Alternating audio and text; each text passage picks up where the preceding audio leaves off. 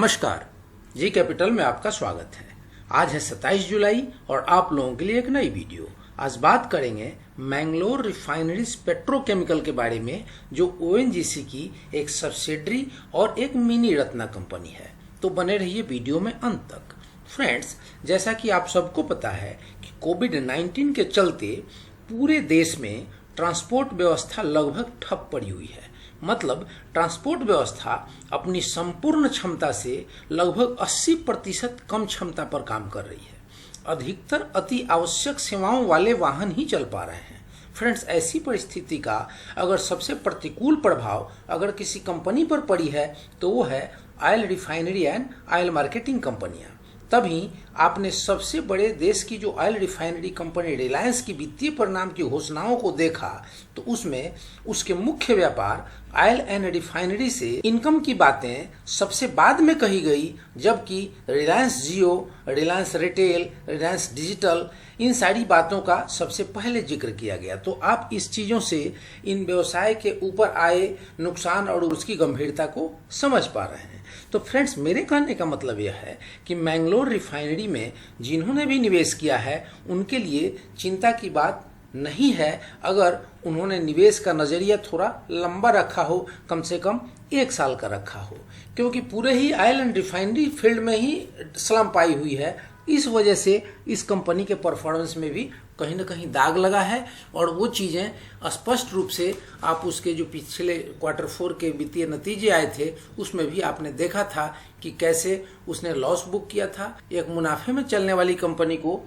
कैसे लॉस हुआ था और उसकी जीआरएम में भी कैसी गिरावट आई थी और उसके स्टॉक भी कैसे 6% एक दिन में डाइव किए थे, नीचे की ओर गिरे थे। तो फ्रेंड्स, एमआरपीएल की जो टारगेट होगी वो क्या होगा, इसके रेसिस्टेंस क्या है, इसके सपोर्ट क्या है, इन सारी चीजों को जानने से पहले एक बार इसके रिटर्न की स्थिति को देख लेते हैं। तो अभी समय हुआ है दिन की 1 बजा है और 1 बजे के आसपास ये अपने निवेशकों को लगभग 2.38% का पॉजिटिव रिटर्न दे रही है। अगर 1 वीक की बात करें तो 1 वीक में इसने अपने निवेशकों को लगभग 2% का पॉजिटिव रिटर्न दिया है। वहीं अगर 1 महीने की बात करें तो 1 महीने पहले जिन्होंने इसमें निवेश किया है उन्हें 9% का नुकसान हो रहा है। फ्रेंड्स, अगर 1 साल पहले की अगर बात की जाए तो 1 साल पहले जिन्होंने भी इसमें निवेश किया है उनको इसमें लगभग 35% से अधिक का नुकसान हो रहा है। तो फ्रेंड्स, ये तो रही इसके रिटर्न की स्थिति। अब इसके अगर पीयर कंपनियों के साथ इसकी तुलना देख ली जाए तो यहाँ देखेंगे कि जिन्होंने भी 1 साल पहले रिलायंस इंडस्ट्रीज लिमिटेड में निवेश किया था उनको 72% का मुनाफा हुआ है। वहीं भारत पेट्रोलियम में जिन्होंने निवेश किया था उन्हें 28.44% का मुनाफा हुआ है। लेकिन इंडियन ऑयल कॉर्पोरेशन में जिन्होंने भी निवेश किया था उन्हें 37.27% का नुकसान हुआ है। वहीं हिंदुस्तान पेट्रोलियम में जिन्होंने निवेश किया था उनको 18.01% का नुकसान हुआ है। तो फ्रेंड्स, ये रही इसके पीयर कंपनियों के साथ इसके रिटर्न की तुलना। तो फ्रेंड्स, यहाँ हमने इस कंपनी के खुद के रिटर्न को देखा और इसके पीयर कंपनियों के साथ इसके रिटर्न की तुलना को भी देखा।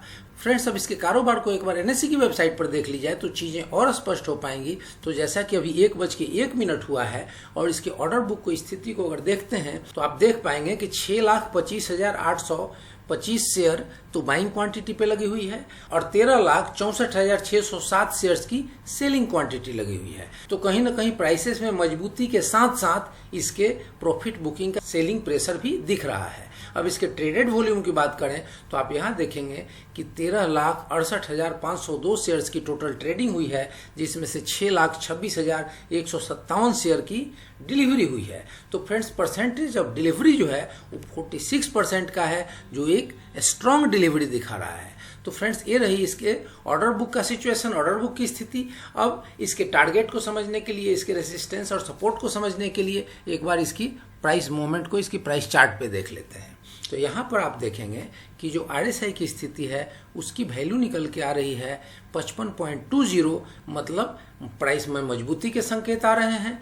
और अगर MACD की बात करें तो MACD में आप देखेंगे कि जो बियरिश क्रॉसओवर जनरेट हुआ है उसकी जो बियरिशनेस है वो कमजोर हो रही है और धीरे धीरे बुलिशनेस की तरफ बढ़ रही है, लेकिन अभी कोई बुलिश क्रॉसओवर जनरेट नहीं हुआ है। और फ्रेंड्स, अगर इसके प्राइस कैंडल को देखें तो प्राइस कैंडल भी प्राइस में कमजोरी के संकेत दे रहा है, मजबूती के संकेत नहीं दे रहा। तो फ्रेंड्स, ये मिले जुले संकेत क्या बोल रहे हैं और इसमें हमारी रणनीति क्या हो, उसके ऊपर अगर आपसे चर्चा की जाए तो सबसे पहले जिन्होंने भी इसके निचली स्तरों पर मार्च महीने में निवेश किया हुआ है, उन्होंने निवेश लगभग 21-22 रुपये और 25 रुपये पे किया होगा।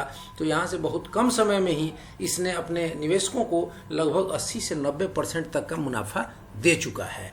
और यहाँ से जब मुनाफा वसूली का जो प्रेशर आया है, वहाँ से इसमें काफ़ी गिरावट हुई है फिर से। लेकिन जब यहाँ से मोमेंट आई, अपसाइड मोमेंट, तो वहाँ से इसने अपने 100 दिनों और 200 दिनों के मूविंग एवरेज को क्लेम कर लिया था, लेकिन वहाँ पे ये रिजेक्ट हो गया था, वहाँ पे टिक नहीं पाया था। तो इसके लिए सबसे बड़ा जो इसका रेसिस्टेंस लेवल है वो है इसके 200 दिनों की EMA, जिसकी वैल्यू निकल के आ रही है 40 रुपये के आसपास। और फ्रेंड्स, इसके लिए जो सबसे बढ़िया सपोर्ट लेवल निकल के आ रहा है, तो यहाँ पर हम देख पा रहे हैं कि आज की तारीख में जो 50 दिनों की EMA की वैल्यू निकल के आ रही है वो है 34 रुपये 57 पैसे। तो लगभग 34 से 35 रुपये के आसपास इसको सपोर्ट मिलता हुआ दिख रहा है। तो फ्रेंड्स, अब इसका टारगेट क्या है?